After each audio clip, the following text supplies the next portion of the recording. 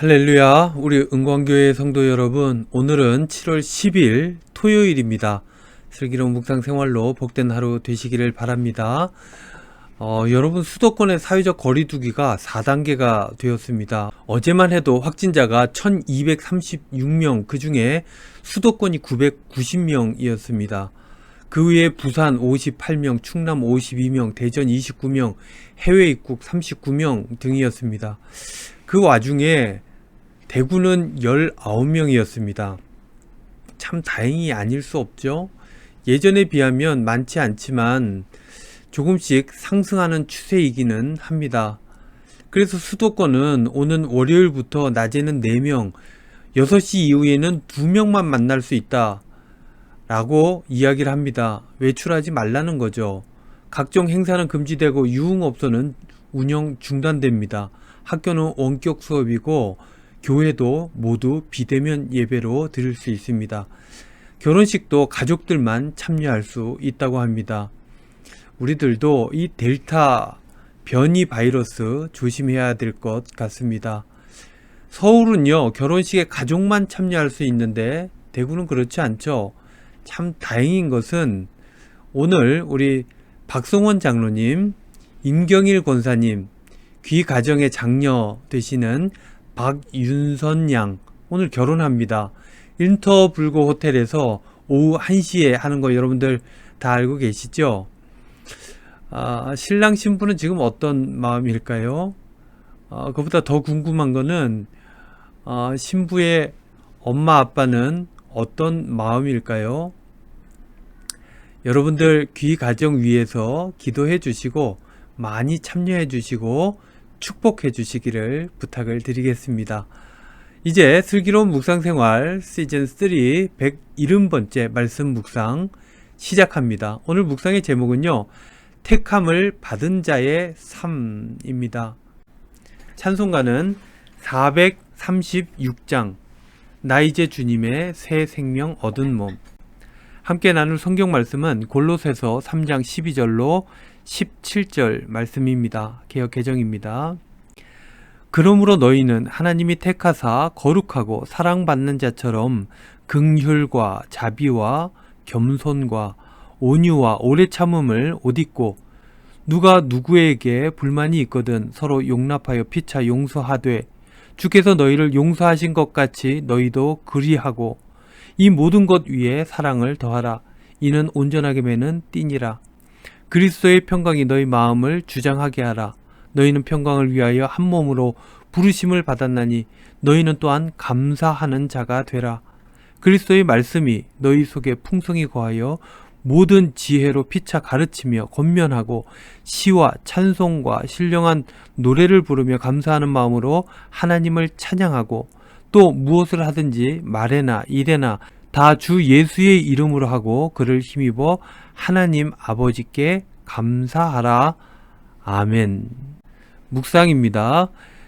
여러분은 하나님께서 여러분을 택하셨음을 믿으십니까? 하나님께서 여러분들을 택하시고 거룩하게 하시고 온 몸과 마음을 다하여 사랑하셨음을 믿으십니까? 그렇게 믿는 사람들은 이렇게 살아가게 됩니다. 그것이 오늘 본문의 메시지인데요. 12절에서 14절 말씀입니다. 그러므로 너희는 하나님이 택하사 거룩하고 사랑받는 자처럼 긍휼과 자비와 겸손과 온유와 오래 참음을 옷입고 누가 누구에게 불만이 있거든 서로 용납하여 피차 용서하되 주께서 너희를 용서하신 것 같이 너희도 그리하고 이 모든 것 위에 사랑을 더하라. 이는 온전하게 매는 띠니라.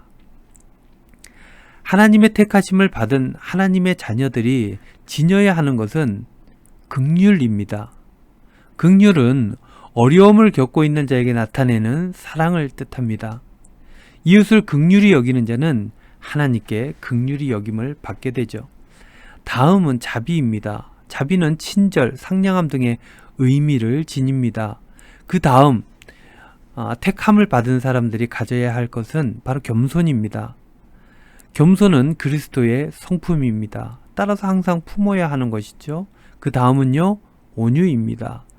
온유는 연약함과 달리 성숙한 자가 이웃의 무례함과 거친 태도에 대해 관용을 보이는 것을 의미합니다.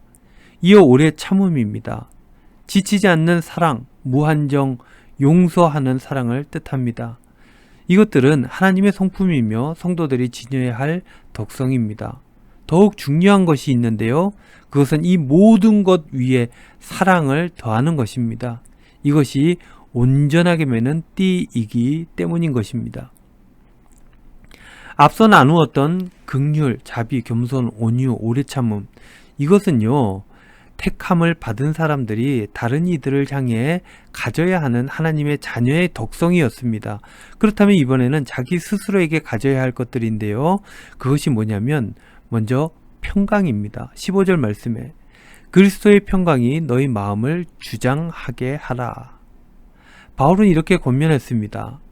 평강은 그리스도께로부터 오는 것입니다. 주님을 생각할 때 평강을 누릴 수 있는 것입니다. 이어서 이렇게도 얘기하죠. 이 평강을 얻기 위해서는 다른 이가 평강을 위하여 한 몸으로 부르심을 받았다는 것을 기억해야 한다는 것입니다. 그리고 그것으로 감사해야 한다라고 말하고 있습니다. 결국 평강이 있으려면 그리스도의 은혜로 인해 감사해야 한다는 것을 일러주고 있는 것입니다. 또 무엇이 있어야 합니까? 16절 말씀에 그리스도의 말씀이 너희 속에 풍성히 거하여, 하나님의 말씀이 내 안에 있어야 합니다. 그것을 감사함으로 서로 나누어야 합니다. 그러면 하나님의 택하신 자로서, 하나님의 자녀로서 온전한 삶을 살아갈 수 있게 되는 것입니다. 사랑하는 우리 은광교회 성도 여러분, 여러분은 만세전에 하나님께서 택하신 고귀한 분들입니다. 그래서 하나님의 자녀가 된 것이죠. 그러니 여러분들 모두 하나님의 자녀답게 살아가야 할 것입니다. 긍휼이 있어야 됩니다. 자비가 있어야 되죠. 겸손, 온유, 오래 참음이 있어야 됩니다. 뿐만 아니라 평강과 말씀으로 그렇게 살아가야 한다는 것입니다. 그렇게 택하심을 입은 자로서의 삶을 살아갈 때 하나님의 축복이 우리 안에 거하게 되는 것입니다.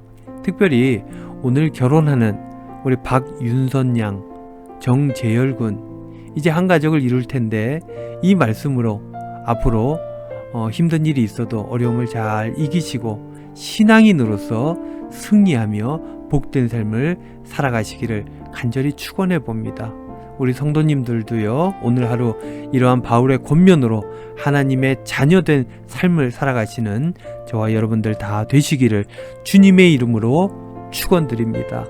기도하겠습니다.